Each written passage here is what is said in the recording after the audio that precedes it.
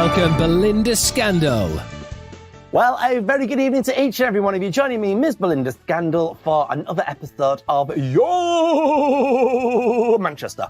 We've got a lovely show lined up for you. Coming your way in just a few moments' time, we're going to be speaking to the one and only Rhod Gilbert ahead of his brilliant tour. And he's coming to Manchester lots and lots of times, as well as Salford, because we've got to get them right, everybody.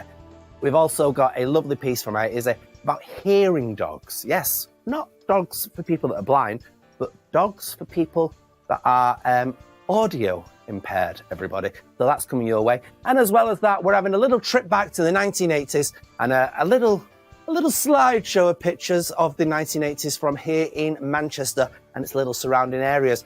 Speaking of surrounding areas, one area that is definitely changing is a place known as the Etihad. Of course, it's got its lovely sports arena there, and it's due to have a music arena known as Co-op Live. But the question on everybody's lips is it opening as planned this week? Well, here we go. Right, so with £365 million, that's what's been spent on it, yes, it's going to open. It's going to open with a rapper. God, I've been waiting to say this all day. A rapper. It's a Boogie with the Hoodie. Jabba will be with you this week, and that's going to be it's half capacity. So half capacity watching that, getting geared up, ready for its official show, which is going to be Olivia Rodrigo. So that apparently is happening Friday and Saturday. Or is it? Let's wait and see. I'm guessing one person who won't be there is the previous manager, runner, owner of that place. We'll see what happens. It's going to be good though. The thing is, I'm not too fussed. When it comes to arena, in my opinion, safety is paramount. So get it all right, get it all fine and dandy. And I'm sure we appreciate the fact that anything that opens always has a few niggles. It's just because it's on such a grand scale. What I did like, though, is the fact that the original first performer will now be the ninth performer. Of course, that's Bolton's very own Mr. Peter Kay. So that's going to be amazing. Speaking of comedians, it's time now to jet over to speak to our very, very lovely gentleman. His name's Rhod Gilbert, and he joins us now from London. Welcome, Rhod. Thank you very, very much. I am very, very well. And you are currently not, as most people would imagine, that you live in the middle of somewhere in Wales. You are actually at the moment coming to us now from a place called London. I am at the moment. I'm in a little Airbnb rental place in London. Yeah, because I'm, as you may have noticed, I'm on tour and I am all over the shop. You are all over the shop. I mean, name some of the places that you're going to. Oh God! I mean, if they're on a map of the UK, I'm going there. You are right. I'm going to Manchester. Manchester comes to mind. Manchester. Well, because Manchester's the best place to come. That's what it is, you see. That's why it comes to mind. There you go. Yes, you are indeed coming to us very, very soon. Why are you still doing these wonderful comedy tours, these wonderful jokes? What keeps you going? Well, right now it's just nice to be. I mean, a couple of years ago, I wasn't sure whether I'd be doing anything ever again. So I am thrilled, post-cancer, thrilled to be alive and thrilled to be back on stage, doing what I love doing, and probably loving it more now than I've ever done in the past.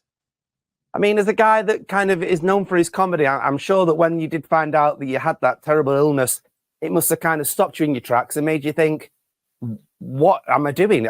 Do I continue with this? Do I make fun almost of having this illness? Or do I kind of just push through and disappear into the nowhereness, I suppose? Yeah, I think for most people, it comes out of the blue. It's a shock, I think, for most people with cancer, because we all think cancer's other people, don't we? You think other people get cancer. I don't get cancer. That's other people's disease. But it can come for anyone, anytime, as I found out. And it's just a massive shock. And it was tough. It was tough to go through. And at one point, I thought I'll never be back on stage again. I'll never do any comedy again. I certainly wasn't writing any comedy while I was ill. But what I hadn't really realized is that lots of funny stuff was going in. It was going in and percolating away and bubbling away in my brain somewhere.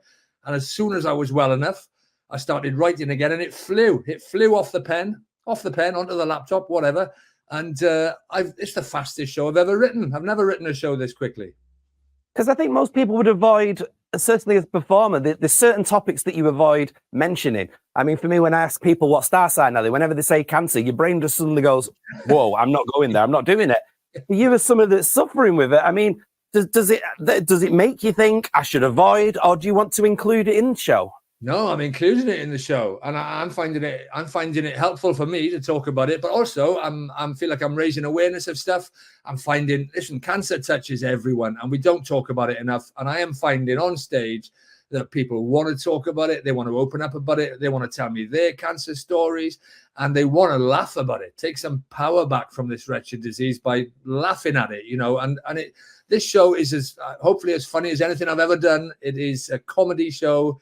It just happens to be about my cancer, but lots of funny stuff has happened, and I think sharing it and getting it out there is the right thing to do. So you say funny stuff has happened. What has happened that you can kind of talk about that's kind of related to the C word, as I call it, but also that you can mention within your show? Well, you'll have to come along and see it, but I mean, a lot of it, some of it is just the things that happen to your body, the awful stuff that happens to your body, which some of it's pretty funny.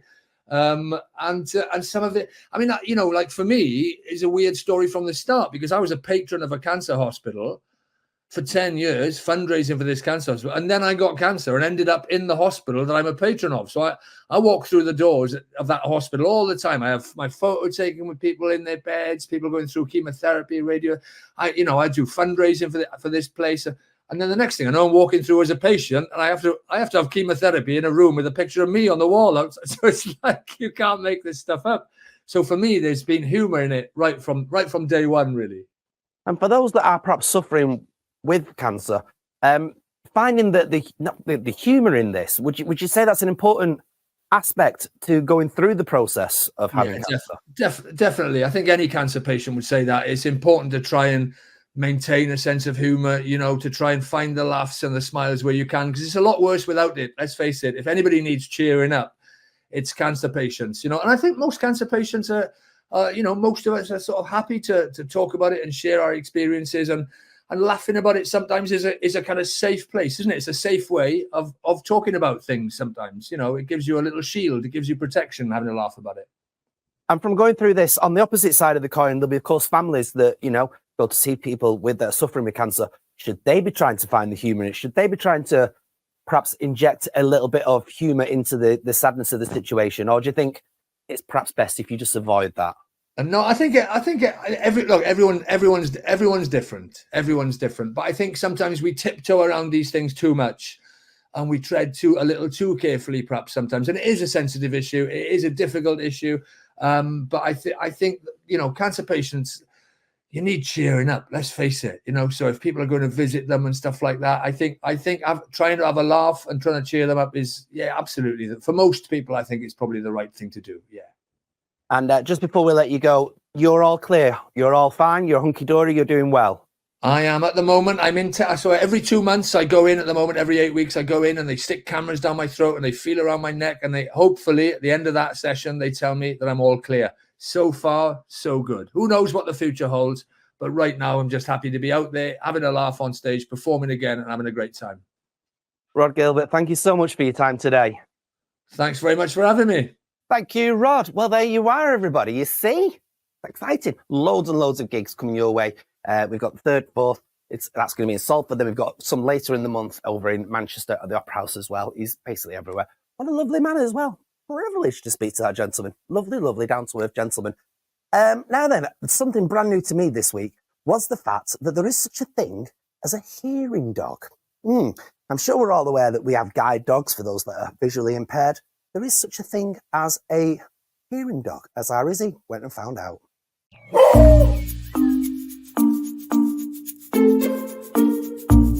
Hearing Dogs for Deaf People is a charity that train thousands of dogs who are provided to those with any hearing loss to assist them with their everyday living, such as alerting them to sounds they would otherwise miss. They have over 1,100 working hearing dog partnerships across the UK. And today they're in Disley for the Great British Dog Walk, an event that not only raises money for the charity, but also awareness for the deaf community. So tell me all about Hearing Dogs for Deaf People and the organisation as a whole.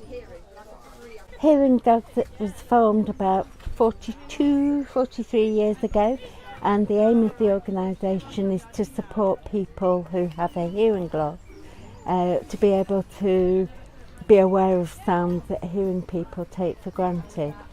So I have a hearing dog, and she will wake me up in the morning.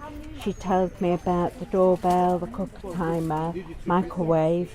She's also trained to come and fetch me if somebody is calling me. And very importantly, she's trained to tell me about the fire alarm, smoke alarm, burglar alarm and carbon monoxide alarm. And how does having a hearing dog impact a person who is hard of hearing's life? My life depends on her basically, because if the fire alarm goes off in the night, I can't hear it, so she will alert me to that sound.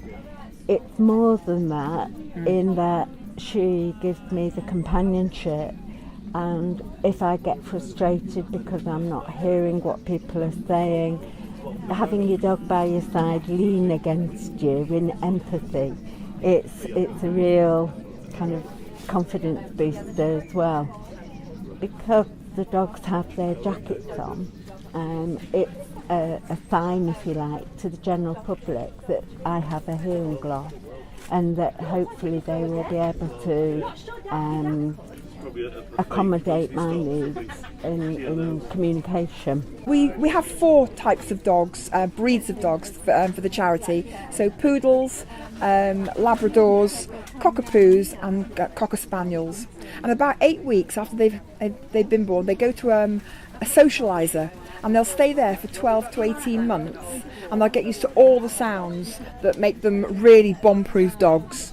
So they're taken into shops, with slidey doors, onto trains, buses, busy places, and they also go to puppy classes as well for some of the basic sounds. And then once they start to get towards that age, they're then trained up into the sound work. This process is not a cheap one. The cost to train and support each hearing dog throughout their lifetime can be up to £40,000 to £45,000. What more could be done to provide more funds so there is more availability for them? The charity is desperate for more support from organisations and individuals to help sponsor the dogs. And the walk today at Lime Park is a fun way for everybody to get together and meet up with other dogs, not necessarily hearing dogs. And why are events like the Great British Dog Walk so important for the charity? It makes people aware of the charity, and unlike, say, guide dogs, we're less well known, even though we've been going for a long time. And it helps raise awareness to the general public that there are these dogs that can offer support to people, and offer the companionship that you get from your hearing dog, and hopefully raise awareness, raise money. And it's a nice way for us all to get together as well, because when you are part of Hearing Dogs, whether you're a volunteer or fundraiser or recipient, you're very much part of a family. My friends here, I've met them through Hearing Dogs, and you just expand your social circle with people who understand as well about deafness.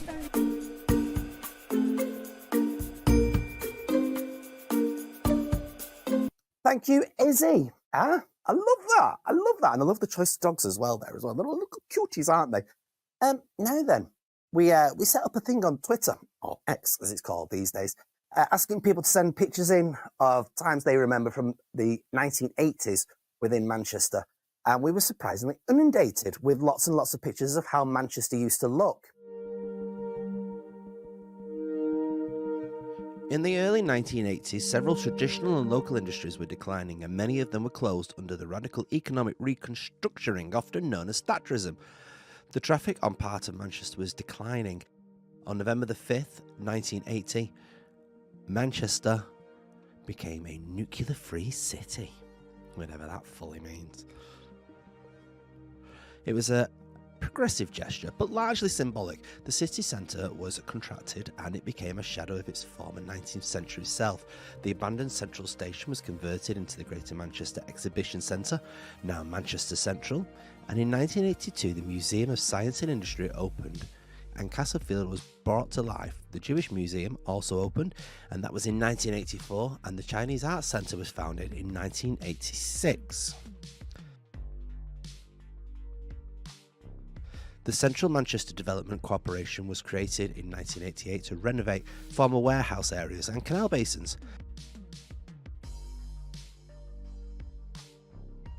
In the 1980s, it was an auspicious period for the Manchester Railways. The Woodhead line was closed in 1981. Many new and low-cost stations were opened, including the flowery Field Hag Fold and Ryder Brow. Check out these amazing photos from the 1980s that will take you back to a slightly more familiar to some of us, Manchester.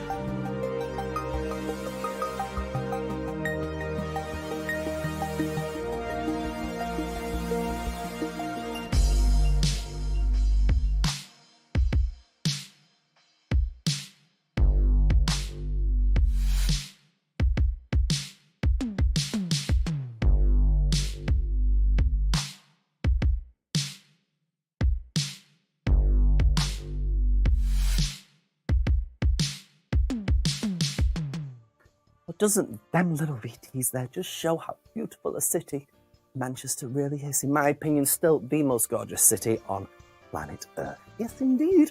Well, unfortunately, we are out of time for this week's episode. However, next week, we're going to be speaking to Darren from Trafford Pride. That's right, Pride season is just around the corner. And with one of the first prides within our lovely region, we're going to be speaking to them to find out exactly what it means to them and why we still need the lovely prides. If you need to find out any more of who our special guests are, of which we've got a good few coming up, all you need to do is check out our lovely website, or of course our Instagram or our Twitter, and you'll be able to find out so much more. Thanks for watching this week's episode of Your Manchester!